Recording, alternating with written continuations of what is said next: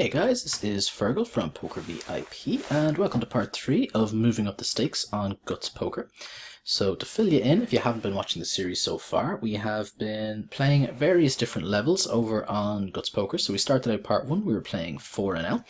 Part 2, we have moved up to 10NL, and we are now on to part 3, which will consist of 3 reg tables of 20NL poker throughout. So without further ado, we're going to jump straight into the action. So pocket 10s, blind versus blind, we decided to go for a 3-bet. We've just sat down at this table, so we're not getting dealt in just yet. We'll have our hands fairly shortly though. 7-8 suited, we're going to call, encourage Meanie to come along and see a flop hopefully. And we flop a pair plus gut shot, which is not insignificant. We don't have trips, we're just going to go ahead and lead here. It's a board where he can have some flush draws and so on that he wants to continue with. We're just going to bet river ourselves for value. Unfortunately, he goes ahead and finds the fold. Potentially we could have checked there and tried to get him to bluff with a high missed spade, but going for value there, trying to get paid by Jack X, 10X that he decided to check back seems pretty reasonable as well.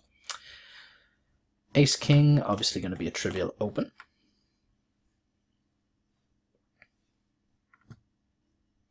We'll just take it down, unfortunately, but hey. We still pick up the pots, we still pick up the blinds, and that is not a complete disaster ever. Jack 7 from mid position is going to be a fold. And pocket 6s, we are opening from any position here, so under the gun, although it's only a 5-handed table, so it's essentially from mid position effectively. Pocket 8s, though, is from under the gun, and we are going to be bringing that in for an open anyway.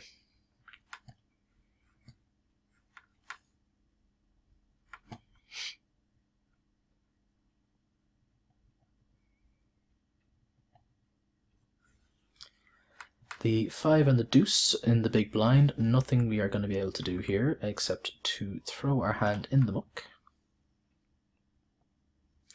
And we take it down with the pocket 8s as well. So a few hands in, we have won our fair share of them for sure. Let's see if we can continue this trend. And we are going to defend here. It's just a case of whether we want to defend with a 3-better of call. We get the small blind 3-bets themselves, so we are just going to go ahead and fold now. And we're going to defend our ace tray here, blind, small blind versus button. We flop pair, goes check check, we don't mind that at all. We're going to check again, and we're not going to check fold to any reasonable sizing.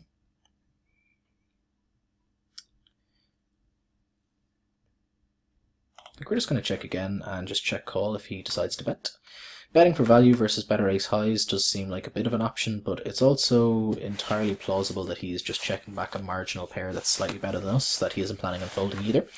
And there's a pretty good chance that he just checks that back on the river as well, so while we can potentially get value from hands like ace queen, ace jack, ace 10, those types of hands that are just kind of the nutted ace highs, we also just value on ourselves against hands that he's not necessarily going to bet for value himself as well. So checking seems more reasonable than betting, although I don't despise betting there.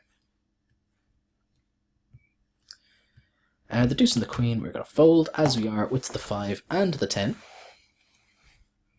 And we're going to get dealt our first hand now on the bottom left table. Pocket 10s, it's a good one. We're going to go ahead and bring it in for a 3-bet here.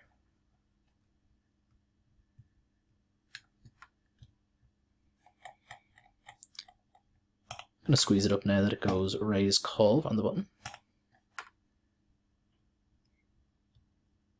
And ace king, obviously a pretty trivial open. Not the worst of flops, and obviously there's an overcard which isn't ideal, but he shouldn't have that many queen x. We're going to start betting for value here now, try to get called by like pocket 7s, 8s, 9s, those kinds of hands. And he just goes ahead and he folds. Not a terrible result either, but as I said, I was pretty confident we had the best hand there, and I wouldn't have hated a call because we were very much betting for value there. That's one thing that it's always really important to kind of identify, are you betting for value or are you betting as a bluff, and why you are doing it. So there we were very much targeting the under pocket pairs, which I think would have probably called a bet if he has them in his range.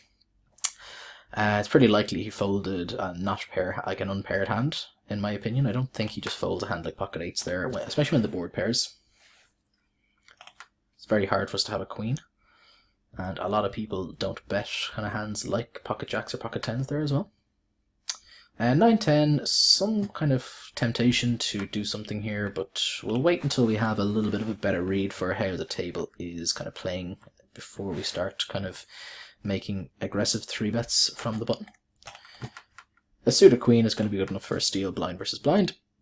We get 3-bet, we're going to fold.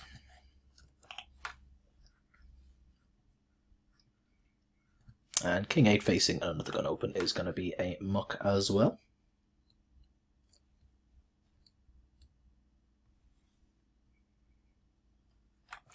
Ace 8 suited though, definitely good enough to be bringing it in for an open, as long as under the gun does not raise. If they had, we would have folded.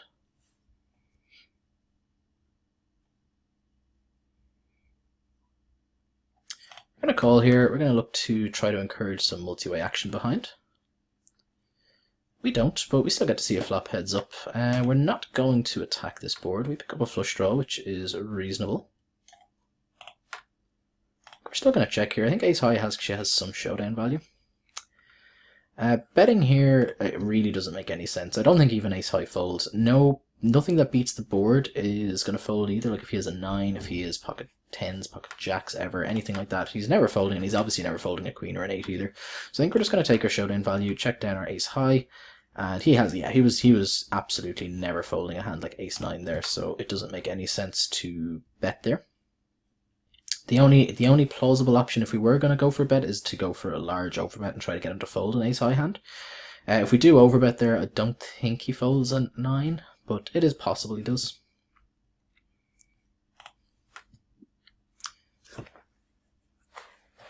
The jack and the jack is going to be good enough to play in a 3-bet here if house works goes for the open.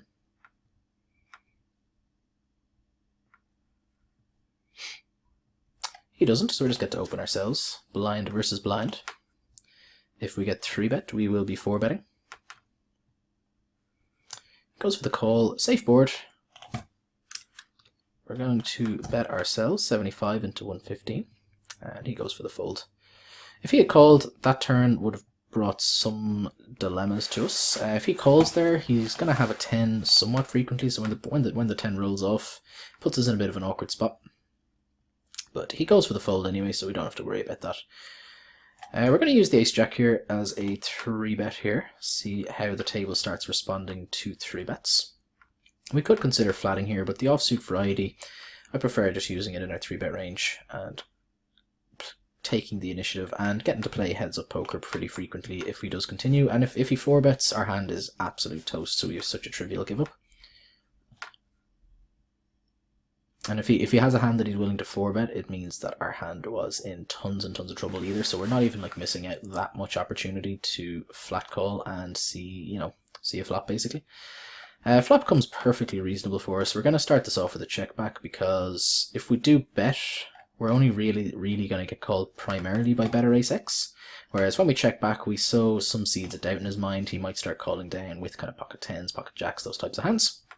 He doesn't, he makes the fold, and we pick up a nice little pot.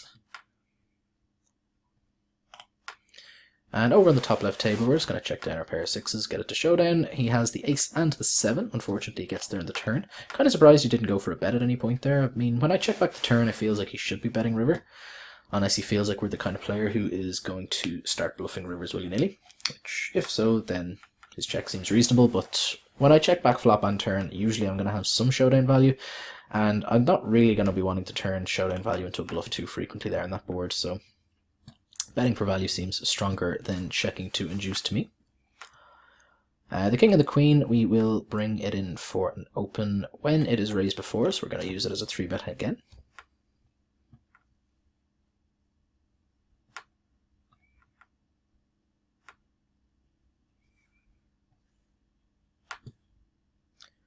So he calls again, pretty reasonable flop for us. Actually, we're gonna go for the check again here. We're gonna go for the same kind of line as we did with the ace-jack.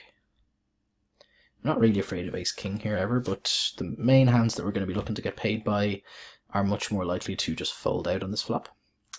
We pick up the flush draw, which is not insignificant. We have an ace and an ace over the top right table, which is pretty wonderful. We're going to start betting here now, definitely. If he has a hand like pocket jacks, pocket 10s, especially if he has a flush draw, he's in an awkward spot now and he might not want to fold.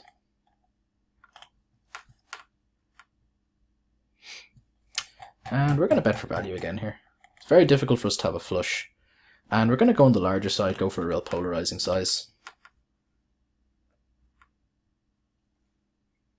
And he finds the fold.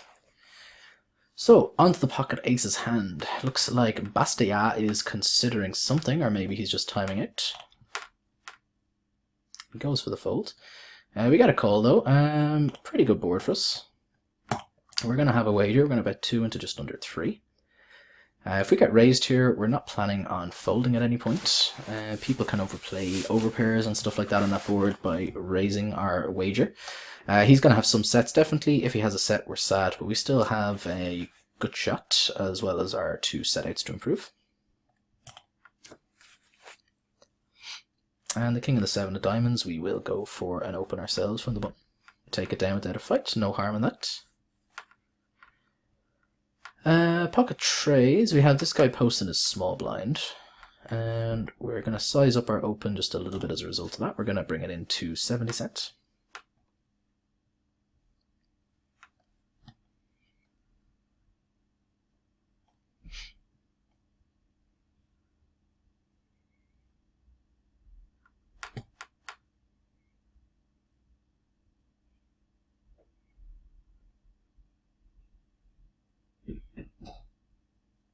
Nomad 2000 has a decision, it would seem. He goes ahead and he folds, which definitely not a bad result for us.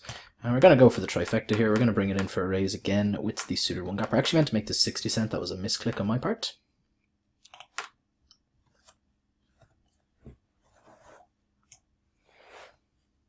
When we're under the gun, we go for 60 cent. When we are later than under the gun, we size it down a little bit.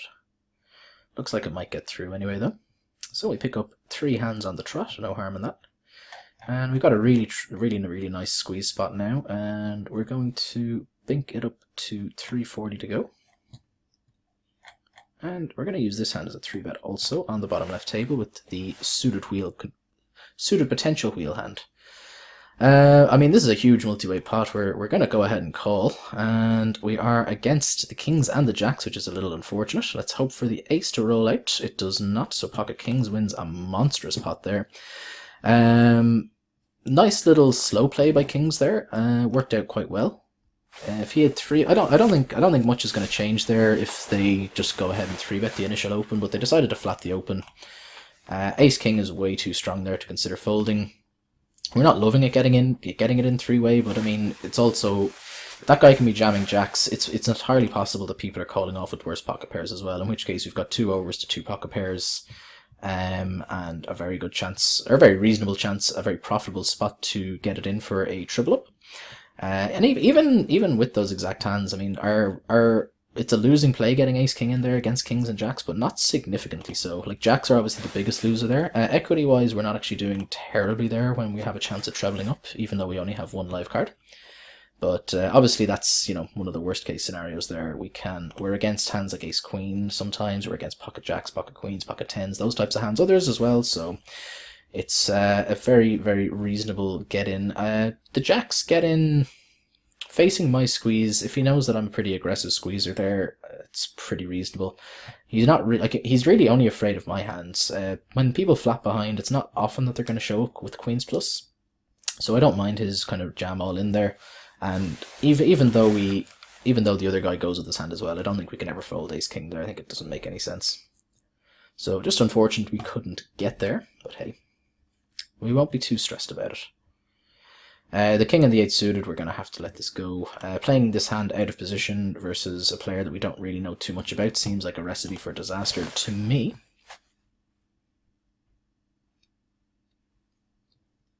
We're going to go back to opening up with the ace 10 though.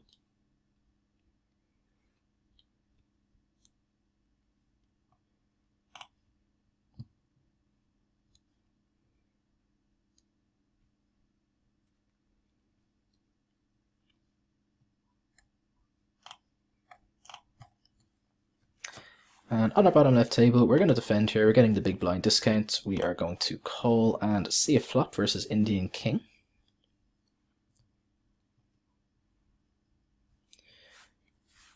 We don't improve, and he goes ahead and he bets when check 2, which seems pretty reasonable. I think ace 10 is good enough to float at least once here. If this goes check check, I was going to lead turn. I was going to lead river. Leading river doesn't make tons of sense now. The main reason I was going to was try to get him to fold a better ace high. We now have a pair, and I don't think he's realistically going to call us with a hand like pocket threes, pocket twos, anything like that. So betting doesn't make tons of sense here. So we're going to check and see if we can get him to have a stab. It's entirely plausible we had the best hand the whole way. He had the pocket twos, which does make sense. And as I said, I don't think he was calling with those types of hands. The reason I was going to say lead river is because A, he can fold those kinds of hands on a lot of runouts, and also he can fold better ace highs as well. So leading the river is good when we brick. But when we have value, and we can't really say we're betting it for value, because a lot of the hands that we expect for him to be in his range that were ahead of us going into the river will now fold, basically. We're going to fire again here with our flush draw, and be really sad if he raises.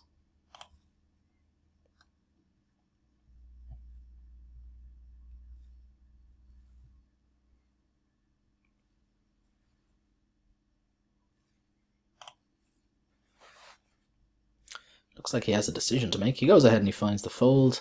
The 10 of hearts rolled off, which would have been a pretty interesting card had he called. I don't think it's a hand we can be... I don't think it's a card that we can be betting, because obviously the double paired board, if he has a 10, he has the full house, which would have made us sad. So despite losing the one stack, we're still doing okay. We're back up €1 or so on this table. We're up a little over €5 on this table, and we're up a little over €8 here. So we've lost one stack in total, but we are... in total, only down a little bit for the video so far. Not too shabby. Kings into queens, pretty sick cooler. Similar to the ace-king hand there. Unfortunately, the ace did roll off that time. It would have been nice if we had managed to get there in the 60 or 70 euro pot earlier on.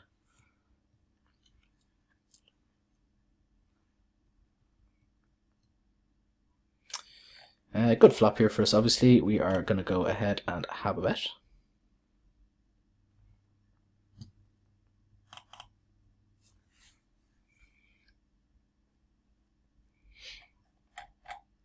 We're gonna keep betting for value here. It's very unlikely he has a hand like ace queen. We're afraid of some sets and stuff like that. We're not really afraid of two pairs, but he can have like worse queen x. He can have like queen 10, queen jack, those types of hands. We now have top two pair, which is great news for us. So we're just gonna go ahead and bet again for the values.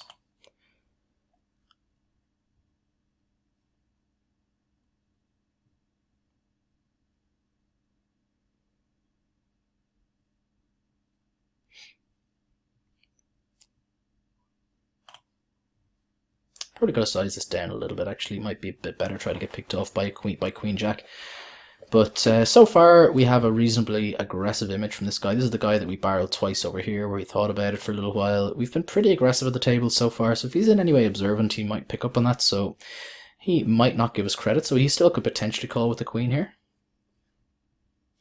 This guy just goes all in for €30 in a 124 pot. Our king high will not be good enough here, but we're going to make a mental note that this guy house works is a little bit wild, a little bit unpredictable. That's okay though. We definitely don't mind a little bit of unpredictability.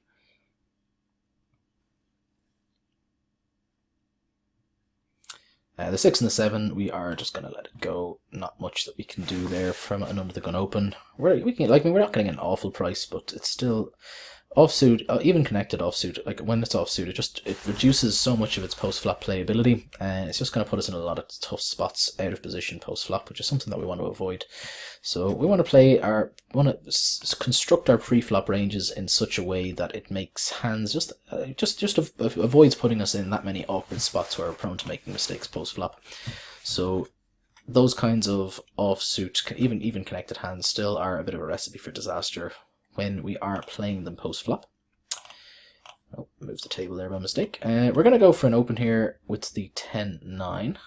We get 3-bet by Meany. This is the guy, I reckon he kind of perceives us as a very aggressive player. So I was considering not opening there, just purely because I was a little bit concerned about him 3-betting us quite wide, but yeah, it is what it is. We're going to check this back with the queen and the queen, and this is the same guy over here that just kind of overbet jammed rivers. We're gonna call down here and see what he has. He has the king and the 10. Fair enough, that hand makes a lot of sense. We wanted to sort of get a feel for what kind of hands that he is showing down in those situations, given that we saw him make the wild kind of 30x pot size raise there a moment ago. We want to see what sort of hands he's getting to showdown so that we can make better decisions against him in those sorts of spots. And at the end of the day, we still have a pair of queens. It's a reasonable enough holding. We're going to be betting our 2 pair here. We're not going to be slow playing. There's just any spade is obviously a disaster for us.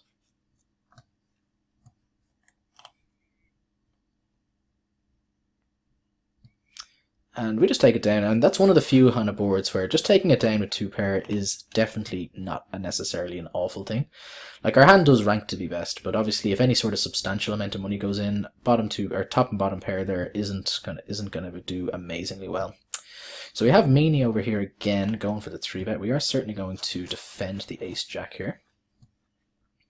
So we block hands like ace queen, which is good. We are going to float 1 street here.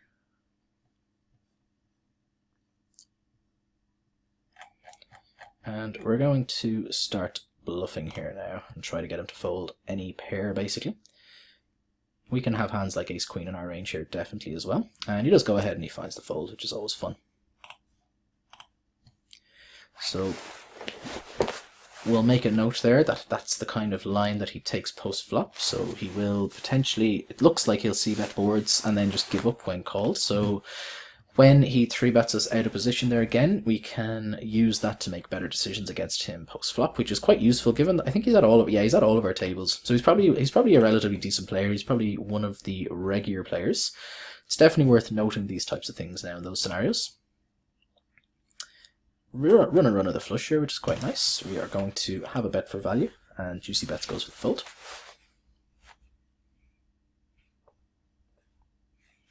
So I think we're almost back to even for the session. As far as I remember, we only lost the singles stack, I think, with the ace-king in versus the kings and the jacks.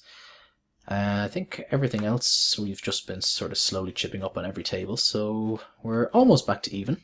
We're going to make a somewhat light defend here versus Tywin Lock, where he's a little bit deeper. We're like, our effective stacks are only a little bit over 100 bigs, but it's Queen 7. We're getting the big blind discount. Seems like a reasonable defend. It's marginal, definitely, but certainly seems like it'll be profitable. And even though we flop a pair, this is not a very good board for us to have a pair on. And we're going to go and use our ace blocker here as a 3-bet versus Bastia. So he goes ahead and he calls. We flop middle pair. We're going to start this off with a check and a check call, more than likely. Jack is not a very good card for us.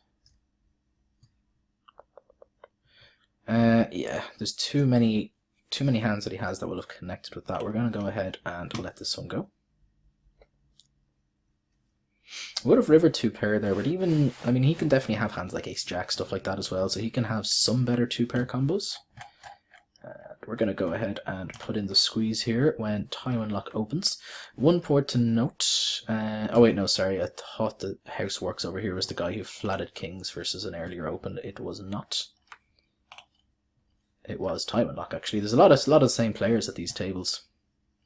Much the same table makeup. Just going to flat call here in position. We're nice and deep here. Again, it's a spot where we can absolutely 3-bet, and it's a hand I do use as a 3-bet with a reasonable degree of frequency. Flatting on the button is absolutely fine as well, though.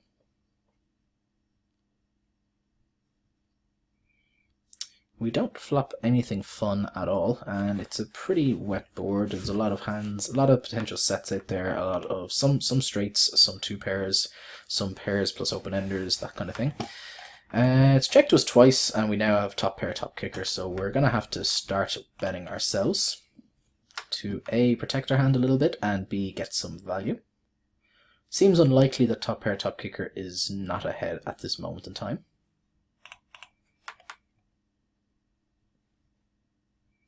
When both players check to us 2 streets.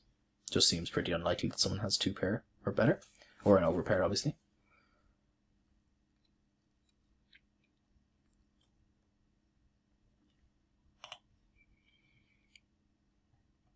We now have trips. We're going to just bet again for value here.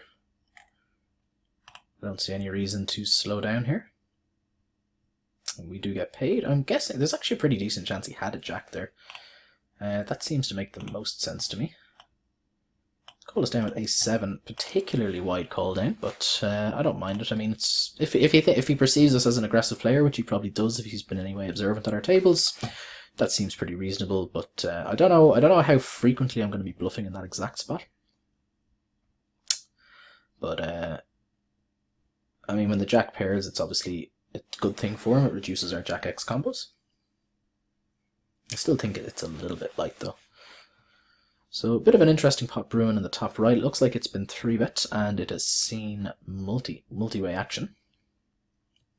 Kind of bored though. It's going to be tricky to get tons and tons of money in because over pairs are going to be playing somewhat cautiously here, I reckon. Top left table, we are going to defend and see a flop. We flop a gutter. It would be nice if there was at least one heart out there, but unfortunately there is not. And we now have a pair. We're just going to bet it for value, see if we can get paid by worse. Kefras does not decide to stick around though. He just goes ahead and he folds. Probably a prudent fold. I would assume he's not folding any better hands there than us. But there are some worse ones that he can call with though, for sure.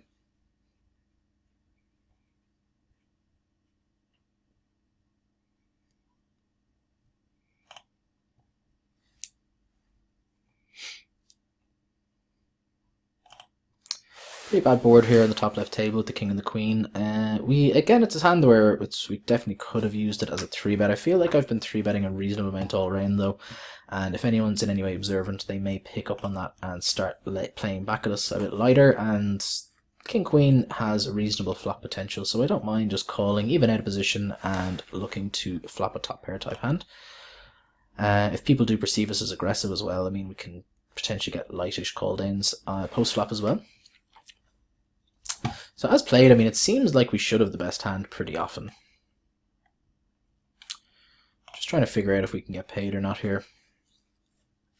I guess we're going to try.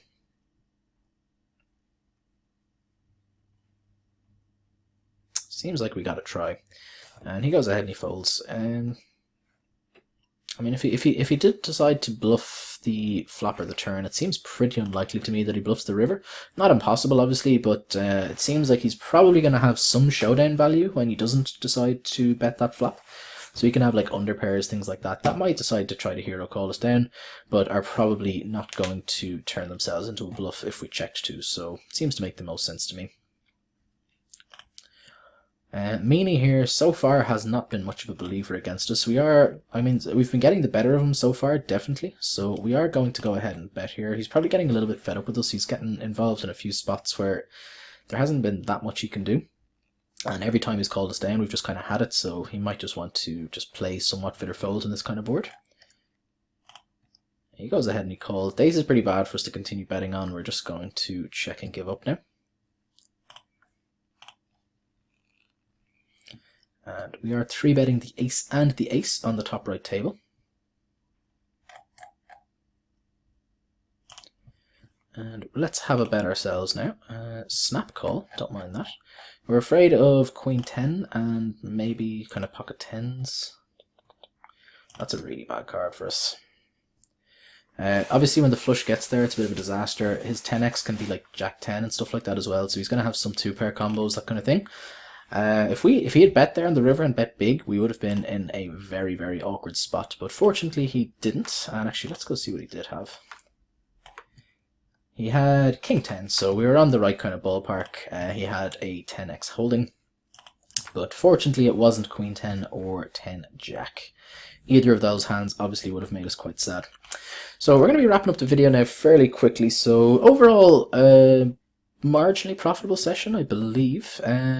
As far as I remember, we only lost the one buy-in, and all the other tables we haven't really been topping up much. So we're up almost a buy-in here, we're up almost half a buy-in here, and we're just up a little bit here. So in total we're up marginally, but it could have been a lot more obviously if we had managed to get there with the ace-king hand. But I mean, we got the money in bad. It's not like we can kind of argue that we got unlucky or anything like that. It was just one of those spots where the money is always going to go in realistically when the hand played out the way it did.